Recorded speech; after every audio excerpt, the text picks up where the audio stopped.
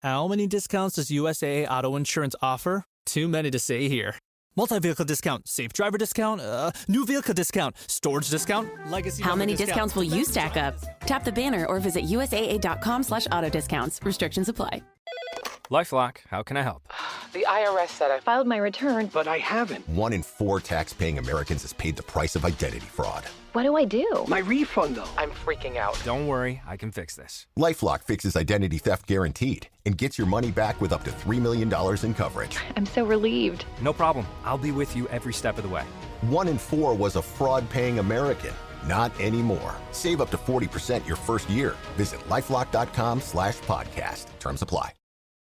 This is Optimal Relationships Daily, Courage, by Dr. Laura Markham of PeacefulParentHappyKids.com. Courage doesn't mean not being afraid. In fact, in many situations, that might qualify as stupidity. Courage means being afraid and doing the right thing anyway. Will your second grader have the courage to admit she trampled the neighbor's prize lilies? Will your fourth grader have the courage to stand up for a smaller child against the playground bully? Will your sixth grader have the courage to listen to jazz when the other kids are into rap? Will your eighth grader have the courage to refuse to cheat on the test, even though the other kids are all doing so, and his score will look worse by comparison? Will your 12th grader insist that the drunk driver stop the car and let him out, despite the taunts and dares of his friends? Parents of toddlers and preschoolers often worry about their children's fear of thunderstorms or merry-go-rounds, but in our culture, courage is usually moral rather than physical, and our children are tested constantly. Of course, there are times when kids need your help to summon up their physical courage, when your toddler is frightened of riding the Ferris wheel with you, or your 5-year-old is afraid of the dark, or your 7-year-old doesn't want to get on a horse, or your 9-year-old doesn't feel ready for sleepovers. But handling these frightening situations is pretty straightforward. Don't push kids to take risks that they don't feel ready for. They can learn to horseback ride next year. Stay calm yourself and empathize with their feelings. Communicate that you will keep her safe. Help your child to problem solve. Would it help if he knew he could call you from the sleepover?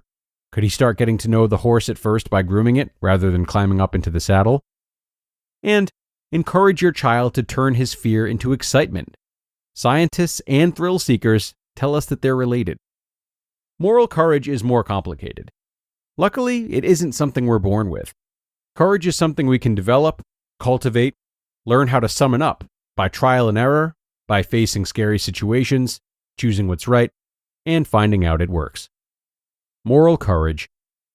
Quote, "The ultimate measure of a man is not where he stands in moments of comfort and convenience, but where he stands in times of challenge and controversy." Martin Luther King Jr. The good and bad news about moral courage is that your child's performance in difficult situations depends mostly on you, not on what you say or drill into your child about what's right and wrong. Those discussions are important so that kids clearly understand what's right and wrong and why we make certain choices, but they aren't what matters most. Research confirms what we observe daily. Most humans don't always do what they know is right. Integrity cannot be taught. Whether your son or daughter will summon up the internal fortitude to do what's right will depend on who he or she is as a person. And that, luckily, you can impact tremendously.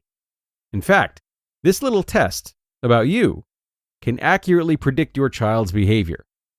Do you tell the store clerk when she inadvertently gives you too much change? Can you admit to your child when you're wrong?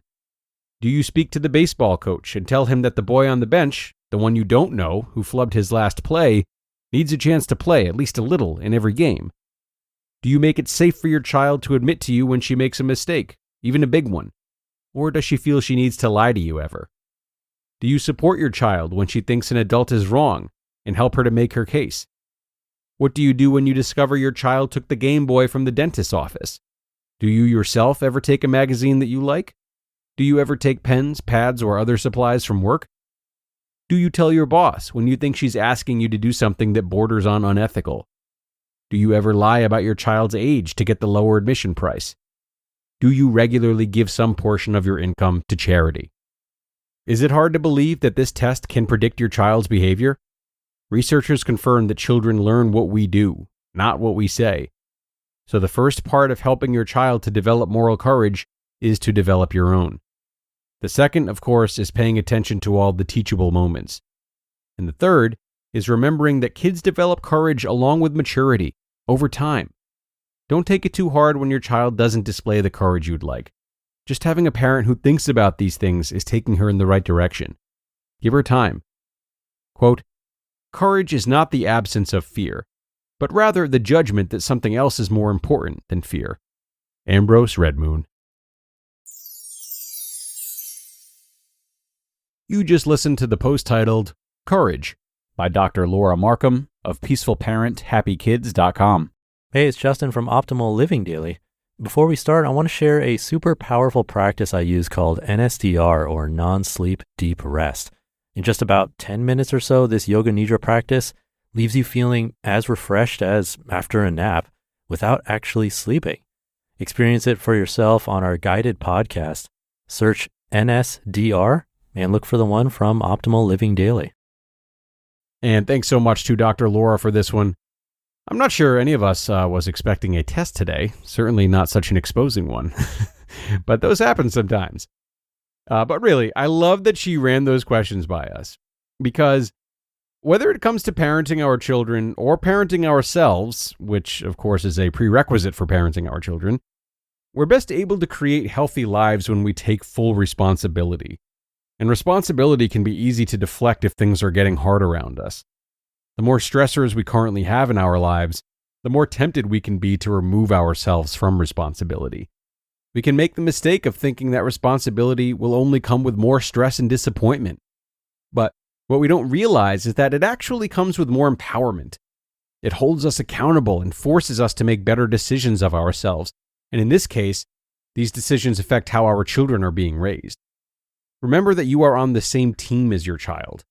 If a problem arises, how can you take responsibility for it along with them and work together to help overcome it, as opposed to isolating them to deal with it on their own, often with a sense of shame? Keep that question in mind, everyone, and do contemplate it. We are done for now. We're done for the day. I hope you took something from this article, and of course, I thank you for being here to help make this episode possible. So enjoy your Friday, stay safe, and I will talk to you again tomorrow, where your optimal life awaits.